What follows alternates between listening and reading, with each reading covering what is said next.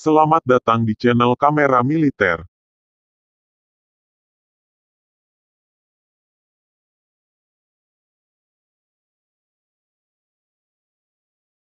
Konflik dengan Cina, India desak Rusia percepat pasokan S-400.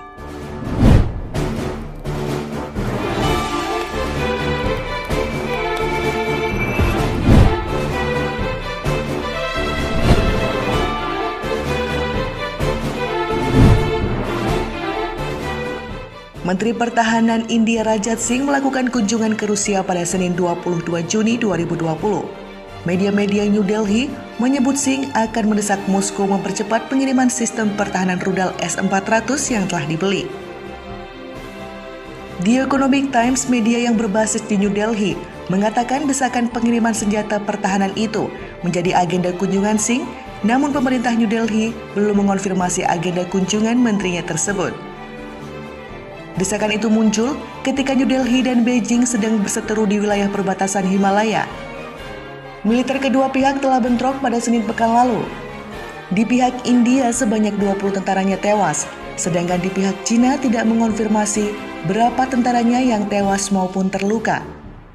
Rusia telah menunda pengiriman sistem pertahanan rudal S-400 ke India karena pandemi virus.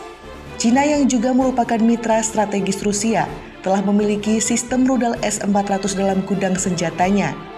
Sistem itu mampu mendeteksi, melacak, dan menghancurkan semua senjata musuh.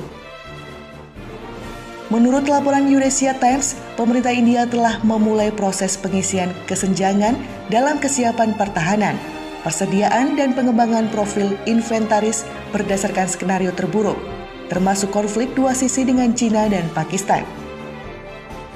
Laporan itu mengatakan bahwa India tertarik untuk mengeksplorasi apakah pengiriman sistem rudal S-400 yang lebih cepat dapat dilakukan, mengingat ikatan historis antara New Delhi dan Moskow. Keandalan pasokan senjata pertahanan canggih Rusia menjadi perhatian utama dalam jadwal kunjungan Singh. Platform senjata pertahanan ini dipuji karena kemampuannya yang canggih terhadap pesawat jet tempur siluman dan akan memungkinkan pertahanan udara India mengancam jet tempur siluman Beijing seperti Chengdu J-20 serta pesawat tempur siluman Pakistan yang sedang dikembangkan dengan Cina di bawah AZM Project. Sebelumnya India juga telah mempercepat proses pembelian 33 unit jet tempur dari Rusia yang meliputi MiG-29 dan Su-30 MKI. Angkatan Udara India telah menyiapkan proposal yang akan diajukan ke pemerintah untuk disetujui. India sejauh ini telah dijanjikan mendapat 36 jet tempur Rafale dari Perancis. 4 unit jet tempur Rafale kiriman perdana kemungkinan akan tiba di India pada akhir Juli mendatang. Namun para ahli menyatakan bahwa 36 jet Rafale tidak akan cukup untuk serangan kembar dari Cina dan Pakistan. Tom Cooper, ahli penerbangan, menyatakan keheranan bahwa Angkatan Udara India sekali lagi menginginkan Su-30 dan MiG-29 untuk memenuhi persyaratan daruratnya. Menurutnya, Su-30 tampak keren di atas kertas, namun tidak memiliki kinerja dan kemampuan tempur. Angkatan Udara Anda memiliki 200 hingga 250 unit Su-30, tulis Cooper di Facebook. Namun, ketika Anda ingin mengebom geng teroris di negara tetangga Pakistan, Anda membutuhkan Mirage 2000 yang berusia hampir 40 tahun sebagai gantinya, lanjut dia. Cina dan India sama-sama tak takut perang. Konflik makin memanas. Pemerintah Cina melalui media menyatakan bahwa mereka tidak takut untuk berperang dengan India terkait sengketa wilayah di Himalaya. Sebaliknya, New Delhi juga berprinsip sama. Beijing menyinggung konflik kedua pihak pada tahun 1962 yang diklaim telah mempecundangi New Delhi dalam sebuah artikel baru tadi malam 21 Juni 2020. Surat kabar pemerintah Beijing Global Times memperingatkan bahwa New Delhi akan lebih dipermalukan dibanding konflik 1962 jika ingin meluncurkan konflik baru. Tahun 1962 adalah referensi untuk perang besar pertama antara kedua negara yang terjadi karena sengketa tentang perbatasan Himalaya. Ketegangan saat ini juga di tempat yang sama. Pengamat militer Cina mengatakan bahwa konflik militer berskala besar yang meningkat yang melibatkan pasukan utama Cina. Jika itu terjadi, maka berarti kekalahan persis seperti perang pada tahun 1962 dengan jumlah korban yang sangat tidak proporsional, tidak menguntungkan India, tulis Global Times. Perang tahun 1962 mengakibatkan lebih dari 2.000 orang. Di pihak India, 1.000 personel militer tewas dan lebih dari 3.000 orang lainnya ditangkap sebagai tawanan selama pertempuran selama sebulan. Sedangkan di pihak militer Cina, kurang dari 800 tentara tewas. Dalam potensi serangan balik pertahanan diri, Cina akan mengamankan wilayahnya sendiri dan tidak akan mengklaim wilayah India setelah muncul sebagai pemenang. Tetapi pertempuran itu akan sangat merugikan India sehingga posisi global dan ekonomi akan mundur ke dekade yang lalu. Lanjut artikel Global Times. Retorika perang yang disuarakan media ini muncul setelah perselisihan di sepanjang lembah Galwan pekan lalu.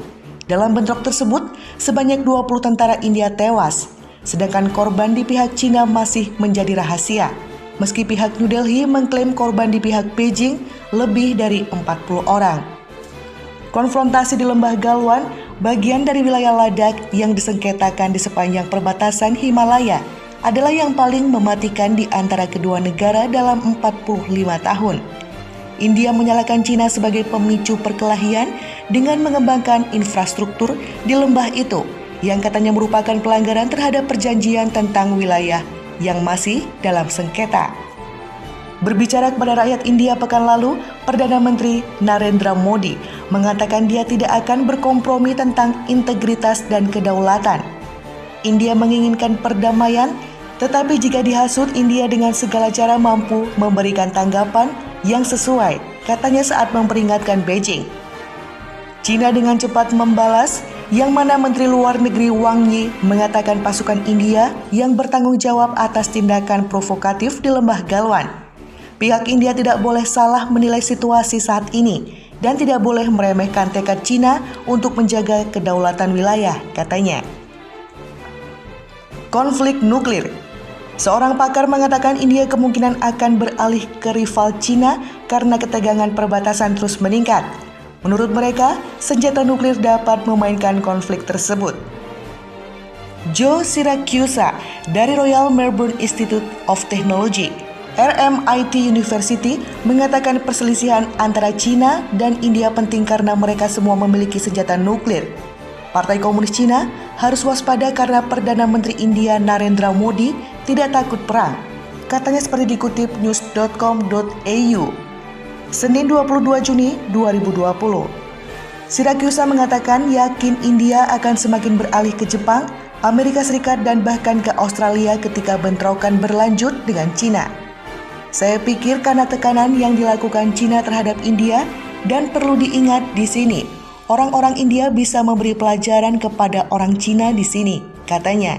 Sementara itu, saya pikir Cina akan memberi banyak tekanan pada Pakistan untuk memberi banyak tekanan pada India.